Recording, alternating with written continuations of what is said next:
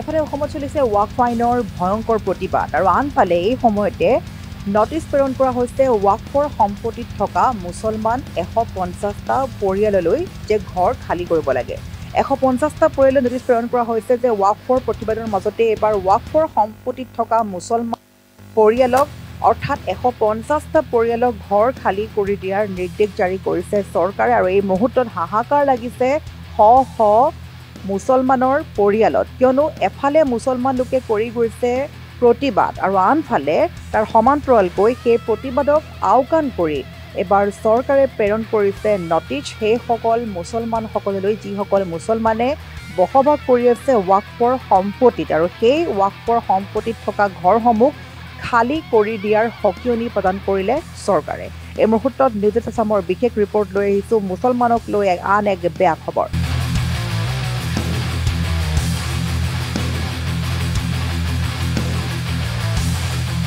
আমি জনাইছোঁ এই মুহূৰ্তত যিহেতু আইন বলবৎ হোৱাৰ পিছতেই ৱাকফৰ ভূমিত থকা পৰিয়ালক ঘৰ খালী কৰি দিয়াৰ নিৰ্দেশ জাৰি কৰিছে চৰকাৰে। এখন চৰকাৰে জাৰি কৰিছে নিৰ্দেশ 150টা পৰিয়ালক শীঘ্ৰেই ঘৰ খালী কৰি দিয়াৰ জাননী প্ৰেৰণ কৰা হৈছে। চৰকাৰৰ জাননীৰ পিছতে এতিয়া হাহাকাৰ লাগিছে শ পৰিয়ালৰ মাজত। ৱাকফ আইন বলবৎৰ পিছতেই মুছলমানক লৈ ডাঙৰ সিদ্ধান্ত গ্ৰহণ কৰিছে। 150টা পৰিয়ালক ঘৰ খালী কৰি দিয়াৰ জাননী প্ৰেৰণ কৰা হৈছে। ভূমি খালী কৰিবলৈ জাননী জাৰি কৰিছে দৰগাহ কমিটিয়ে, আৰু ভূমি খালী কৰিবলৈ নিৰ্দেশ দিয়াৰ পিছতে এতিয়া গাঁৱৰ ৰাইজৰ মাজত লাগিছে হাহাকাৰ।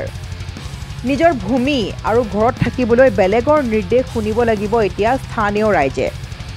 ভূমি খালী কৰক, নহ'লে ভাড়া দিয়ক বুলি স্পষ্টীকৰণ দিছে, দাবী জনাইছে দৰগাহ কমিটিয়ে। আমি পুনৰ কৈছোঁ যে এক ভয়ংকৰ কাণ্ডই জোকাৰি গৈছে সমগ্ৰ দেশ, আৰু এই কাণ্ড সংঘটিত তামিলনাডুৰ কাটুকুন্নাই গাঁৱৰ 150টা পৰিয়াললৈ এই কঠোৰ জাননী জাৰি কৰা হৈছে।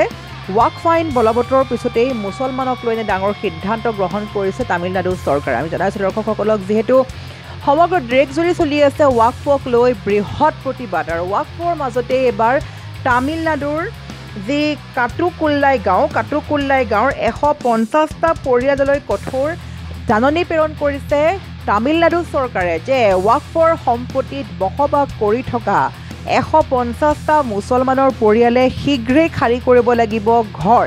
যদিহে ঘৰ খালী নকৰে বা ভূমি যদি মুক্ত কৰি নিদিয়ে, তেন্তে সেইসকলক কৈছে যে হয় ঘৰ খালী কৰক, নহয় ভাড়া দিয়ক বুলি দাবী কৰিছে দৰগাহ কমিটিয়ে। আৰু এই ঘটনা এতিয়া সমগ্ৰ দেশ কঁপাই গৈছে, কিয়নো দেশ জুৰি চলিছে ৱাকফৰ বিৰুদ্ধে প্ৰতিবাদ, আৰু এই প্ৰতিবাদৰ মাজতে এবাৰ তামিলনাডুৰ কেটুকুল্লাই গাঁৱৰ 150টা পৰিয়াল এতিয়া হাহাকাৰ অৱস্থাত সন্মুখীন হোৱা পৰিলক্ষিত হৈছে, কিয়নো এফালে চলাই গৈছে হয় প্ৰতিবাদ, কিন্তু আনফালে সেই সময়তে প্ৰতিবাদৰ মাজতে সেইসকল মুছলমানলৈ ভয়ংকৰ জাননী জাৰি কৰিছে দৰগাহ কমিটিয়ে। তামিলনাডুৰ কুটুকুল্লাই গাঁৱৰ 150টা পৰিয়ালক ঘৰ খালী কৰিবলৈ নিৰ্দেশ জাৰি কৰিছে দৰগাহ কমিটিয়ে। যদিহে ৱাকফৰ সম্পত্তিত থকা ঘৰ খালী নকৰে, তেন্তে সেইসকলৰ বিৰুদ্ধে কঠোৰ হ'ব চৰকাৰ, তামিলনাডু চৰকাৰ কঠোৰ হৈ পৰিব।